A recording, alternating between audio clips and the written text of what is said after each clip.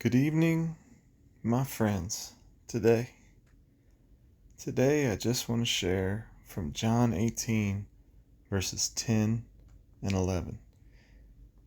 And it's kind of hard to start the situation, but Jesus is in the Garden of Gethsemane. Judas has betrayed him. Peter takes the sword in his hand. And let's just start there. John 18, verses 10 and 11. Then Simon Peter, having a sword, drew it and smote the high priest's servant and cut off his right ear. The servant's name was Malchus. Then said Jesus unto Peter, Put up your sword into the sheath. The cup which my Father has given me, shall I not drink it? The cup which my Father has given me, shall I not drink it? This is what I want to focus on tonight. It's interesting to me, Peter, he drew the sword, cut off this person's ear. It was the hour of trial and temptation. It's actually the hour of darkness, when the enemy is given the upper hand, seemingly the upper hand. Seems like he's been given the upper hand, but he has been given this moment to accomplish what he had purposed. The enemy had purposed against Jesus to crucify him, which we all know this thing that he purposed to do to the Lord was actually his own destruction. He got snared by the trap that he set.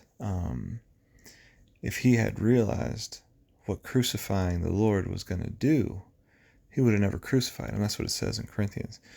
And also, I think C.S. Lewis had a glimpse of this if you watch The Lion, the Witch, and the Wardrobe.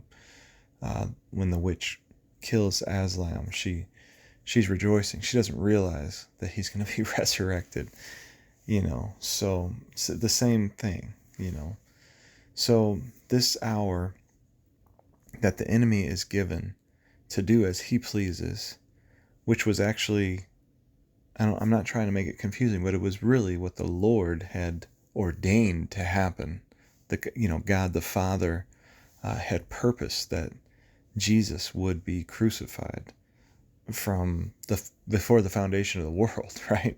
The Lamb that was slain before the foundation of the world. So this had to happen, the crucifixion. But in this moment, Peter draws the sword which Jesus had put in his hand, and told him to even bring it. And he only brought two. And I think for this example to be shown so that Jesus could teach us this, he says, Put up your sword in your sheath. The cup which my Father has given me to drink, shall I not drink it?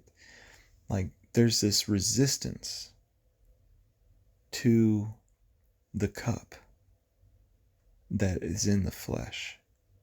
It's an unwillingness to surrender to God's sovereign hand and control, and taking matters into our own hands and resisting and fighting back and taking up the sword and fighting against God's will, because it was God's will for Jesus to be crucified for the greater good of all mankind, for a greater purpose, for greater glory, and I just want to show, that sometimes there's a cup that we have to drink, and the more that we resist drinking that cup, the more that we fight our affliction and the evil that we see in our lives, and try to stand up for what's right, and try to demand justice,